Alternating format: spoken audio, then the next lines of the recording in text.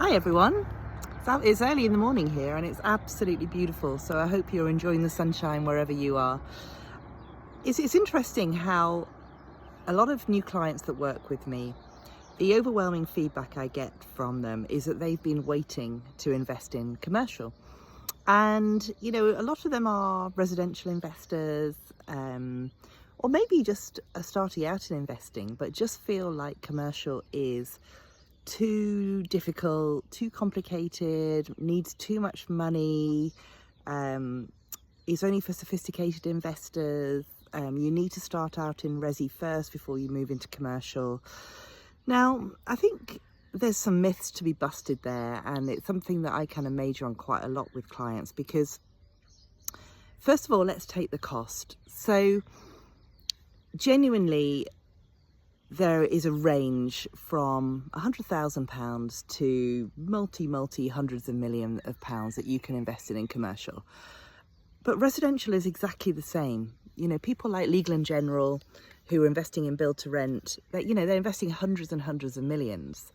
Exactly the same for commercial. The big, really big funds and property companies are investing, multi hundreds of millions. But I've got clients doing £150,000 deals, £250,000 deals upwards, and they're great deals. They're great deals, and loads of values being added, and in some cases they're doubling the values. So buying for 250, exiting at 460, 500, something like that, and they are real deals. And that's because obviously they understand the tips and the tricks to adding value to commercial. It's exactly the same as residential, although you just do it in a different way. So with residential, you're looking at making it look beautiful. You're looking at making it bigger. Bricks and mortar valuations mean that you're looking at comparables. You're basically buying something that needs work doing on it. You're refurbishing it. You're extending it perhaps. And that's how you add the value. In commercial, it's just different. In commercial, you're doing paper-based strategies, you're extending leases, you're getting a better tenant in, you're letting a vacant property, you're increasing the rental. And that's because you're valuing on commercial valuations, which is basically rent divided by yield. So you're applying a multiplier to the rent. So the higher the rent is, the higher the capital value is, and then we're just looking at reducing risk. So if the property is vacant, we're looking at getting it let. Now, obviously, any new strategy that you come to feels overwhelming, feels complicated, but genuinely, when clients get going with commercial, they realise actually it's nowhere near as complicated as you think it might be. It's just different, that's all. So it's definitely not too expensive, and it's definitely not too complicated. It's just different from residential. It's just different in terms of the way you approach it. You need to really establish what you're going to invest in and where you're going to invest in early on, because if you're scattergun investing, you have to do all the research up front in every location. It's not like residential where pretty much there's always be somebody to live in a house. It's not the same as that. Tenants want to be where they want to be. Their businesses trade differently in different locations, and as a result, some locations trade much better, some types of property trade much better than others. So the absolute trick with commercial is finding those locations, and you can do that pretty easily. I mean, if it was super easy, everyone would be doing it, so you do need to put some legwork in. But I hold clients' hands with the legwork so that they understand what they need to do to move forwards. So definitely not too expensive, definitely not too complicated. And I think there's a lot of worry about, gosh, can I fill a vacant property? And at the end of the day, that's all about your upfront research. That's all about building relationships with agents so they can tell you where the tenant demand is. It's about looking at loads of different types of properties. Sorry, there's a big truck coming down. So it's about looking at loads of different types of property and finding out where the tenant demand is, finding out what's going to let at the best rents. And once you get your eye into commercial, you can do that.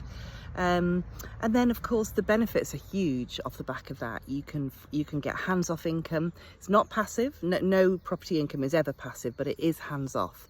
You can get full repairing and insuring leases, which mean that basically you can be pretty much as hands-off as you can be with property, because you hand the property over to the tenant and they will repair it, they'll maintain it, they'll pay the rent, and then they'll hand it back to you in the same condition that you handed it to them. So, you know, it not only is not as complicated or expensive as you think, but it's also not as complex as you think it might be. And yes, commercial leases, you do need to understand them, but you can have a great solicitor, a great surveyor to help you. So the complication isn't too overwhelming actually once you get your eye into it. And to be honest, once you've read a couple of commercial leases, you can really start getting your eye into that. And you know, the benefit is that you can invest in a SaaS as well, and really you don't need to wait. The only reason that you may want to get a buy-to-let or a residential property first is commercial finance. If you've got a portfolio or one buy-to-let, you can probably get better commercial finance rates, but you can overcome that through other means, having income coming in, working with a partner, having some sector related experience, whatever that might be. So I think just wanted to bust a few myths on this video, just to say that if you're kind of concerned about going into commercial, if you've been sitting on the fence, then genuinely it isn't as complicated, it's not as expensive or as complex as you think it might be. And I think some of those kind of fears that you might have about commercial may actually not be true. Now obviously every investing strategy isn't for everybody, so that's your decision to make. And if you want to have a chat with me about whether you think commercial's for you, what I don't do ever is do a big sales pitch. I make sure that everything that I work with clients on is right for them. You know, we've got to do this ethically and properly and make sure that everybody wins from it. So yeah, I'm really happy to take a call, to speak to you about commercial if you're interested in it. And if you want to kind of expand on anything I've talked about today, then obviously we can do that as well. So have a fantastic day in the sunshine if you're able to, and we'll catch up soon.